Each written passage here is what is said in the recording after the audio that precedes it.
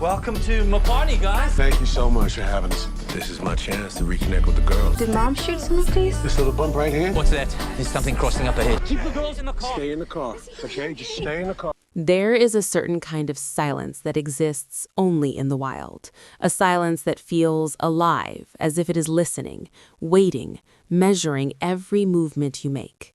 And in that silence, the faintest rustle can carry a meaning far more terrifying than noise ever could.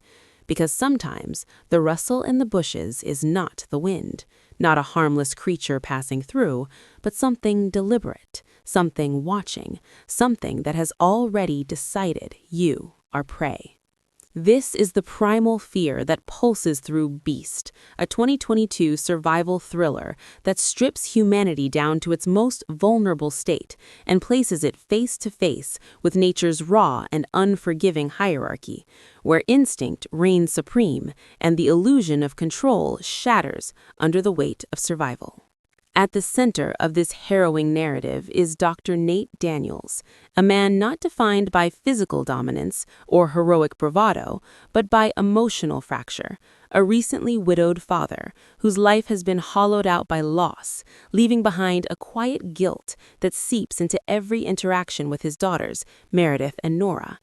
His decision to return to South Africa is not just a geographical journey, but an emotional pilgrimage, a reluctant attempt to reconnect with the place where love once flourished and where memories of his late wife still linger like ghosts in the tall grass. The African savannah, vast and breathtaking, becomes both a sanctuary and a battleground, a place where beauty and brutality exist in equal measure, and where the illusion of safety is as fragile as a single misstep. The trip itself begins with an almost deceptive calm, the kind of stillness that suggests healing might be possible, that broken relationships can be mended through shared experience, through distance from the noise of everyday life.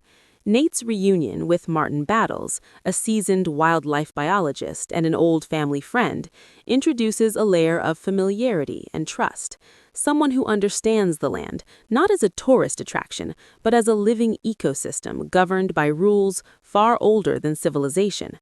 Martin embodies a respect for nature that borders on reverence, and through him, the film subtly establishes a critical tension. Humans are not masters here, only visitors, tolerated at best, and often unwelcome.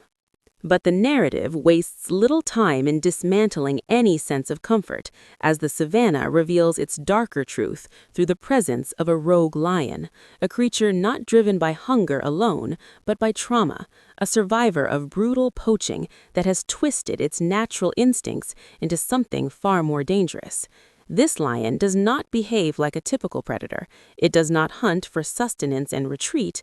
It hunts with purpose, with persistence, with what feels disturbingly close to vengeance. It sees humans not as occasional threats, but as the enemy itself, a force that has disrupted its world and deserves eradication. What makes this antagonist so compelling is not just its physical power, though that is undeniable, but the psychological weight it carries. The lion becomes more than an animal. It becomes a manifestation of nature's retaliation, a reminder that humanity's interference leaves scars that do not simply fade away. The film does not vilify the creature in a simplistic sense. Instead, it presents it as a consequence, a product of human cruelty that has evolved into a relentless force of survival. In this way, the line between victim and monster blurs, creating a tension that elevates the story beyond a conventional man versus beast narrative. As the threat escalates, the film's pacing tightens like a noose, transforming the open expanse of the savannah into a claustrophobic nightmare where escape feels impossible despite the vastness of the landscape.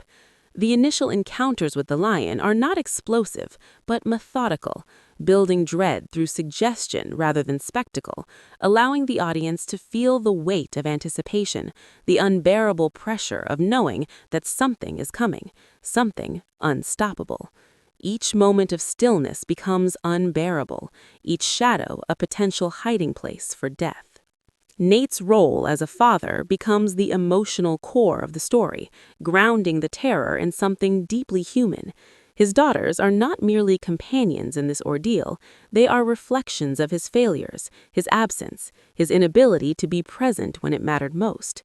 Meredith, on the cusp of adulthood, carries a quiet resentment, a skepticism towards his father's attempts to reconnect, while Nora, younger and more vulnerable, oscillates between fear and trust, seeking reassurance in a situation where reassurance feels impossible. Their dynamic is not artificially harmonious, it is strained, layered with unspoken pain, making their struggle for survival not just physical, but emotional. The brilliance of the film lies in how it intertwines these personal conflicts with the external threat, forcing Nate to confront not only the lion, but his own shortcomings. Survival becomes a test of more than endurance. It becomes a measure of redemption, a chance to prove that he can protect, that he can be present, that he can rise to the responsibility he once struggled to fulfill.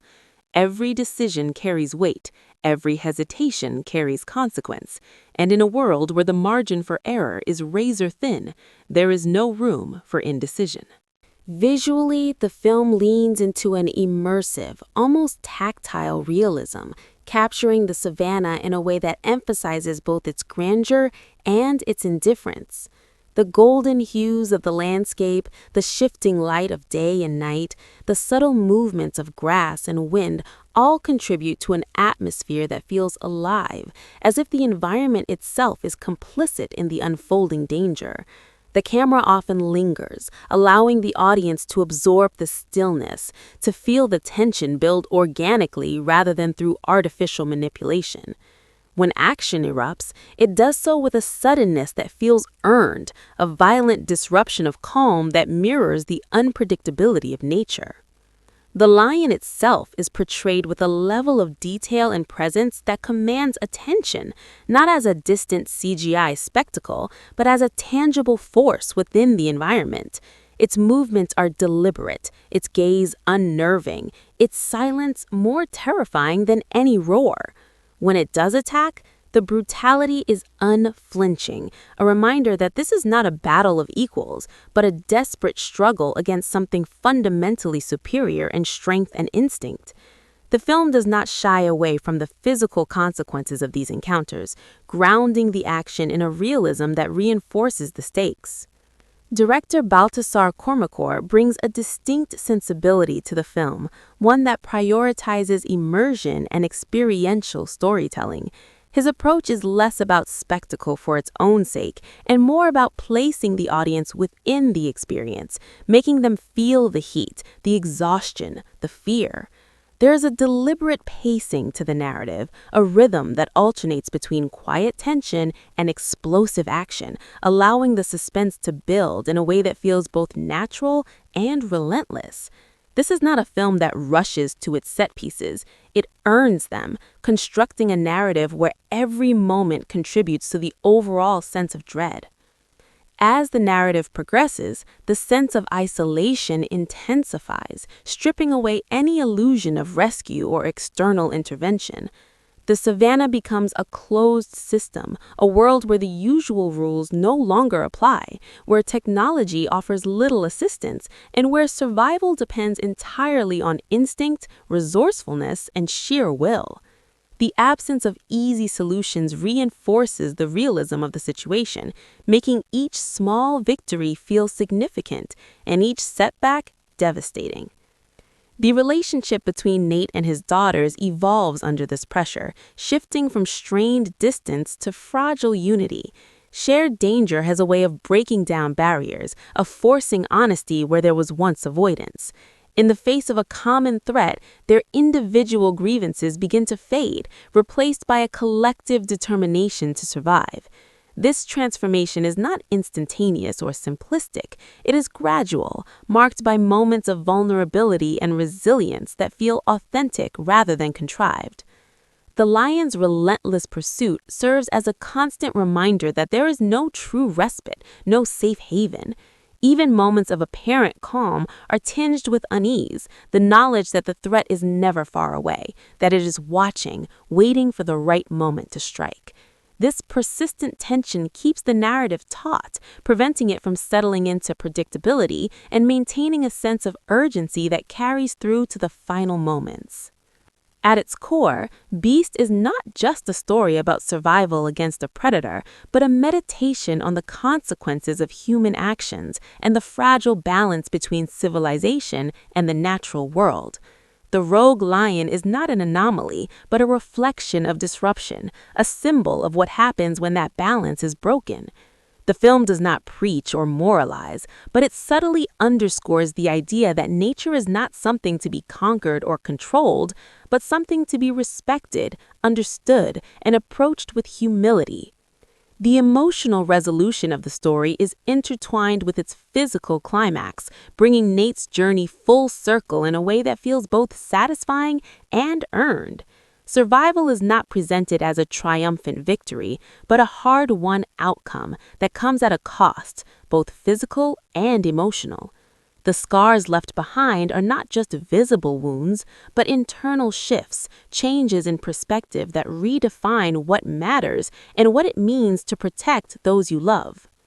In the end, the film leaves an impression that lingers, not because of any single moment, but because of the cumulative weight of its experience. It captures a fundamental fear, one that exists beneath the surface of modern life, the awareness that despite all our advancements, all our perceived control, we remain vulnerable to forces beyond our understanding.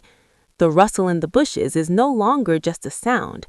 It is a question, a warning, a reminder that in the grand hierarchy of life, there are still places where humanity is not at the top, where survival is not guaranteed, and where the line between hunter and hunted can vanish in an instant.